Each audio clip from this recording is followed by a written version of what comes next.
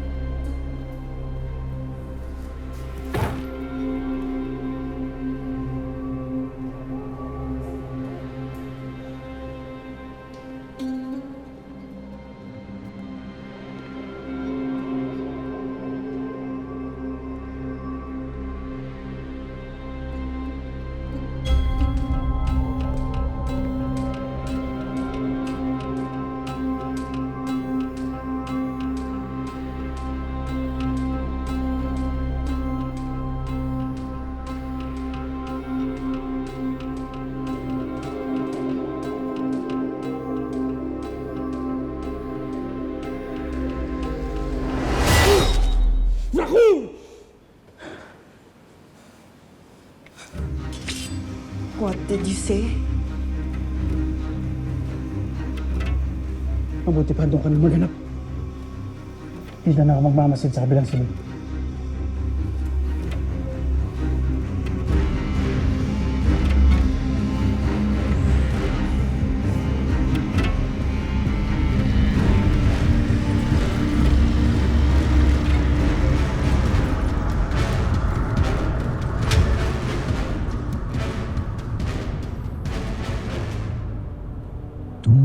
Tusnevark sangre.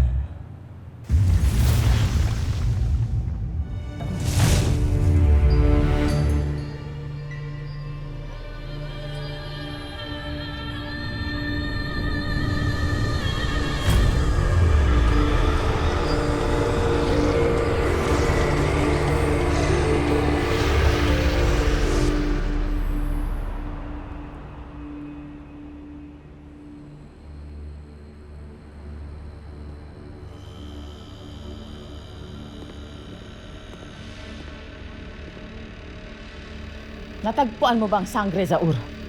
Kung oo, di sana dala ko ng kanyang pugot na ulo. Nakatitiyak akong naririto pa rin siya at tayo ay minamanmanan. Naglalaruan. Gumid Ers Sangre!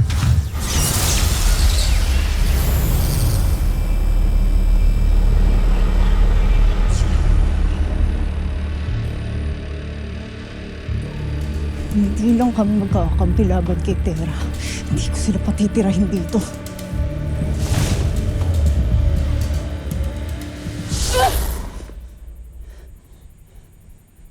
Asa na yung mga guard?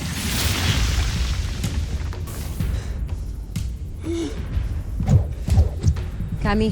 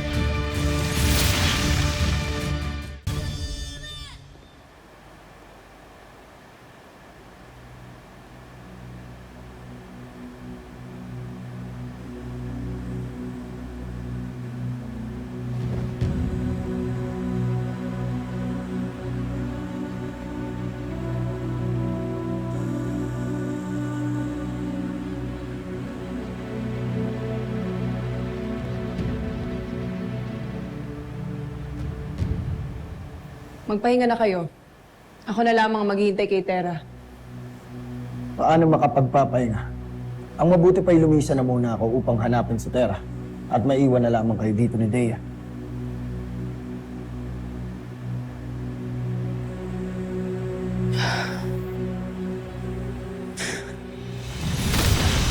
Tera, Tera, mabutit nagbalik ka na.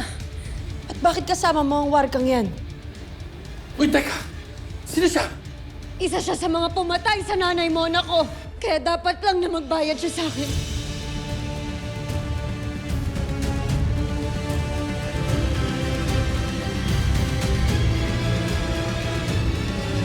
Paumanhin at tila napaagang aming pagdiriwang habang ikay wala pa. Pagdiriwang? Nakahanap na kami't nakapili ng karapat-dapat mong kabiyak. Sino pumatay sa nanay ko? May magagawa ka ba, ha?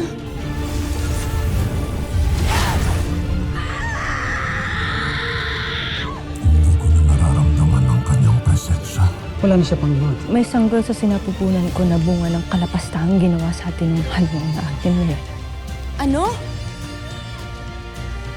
Kailangan natin maghanda. Pupunta tayo kay Gargan. Tayo natatapos sa kanila. dapat nating pag-isipan mabuti ang pagsugod sa masamang bata. Meron na akong paraan na naiisip.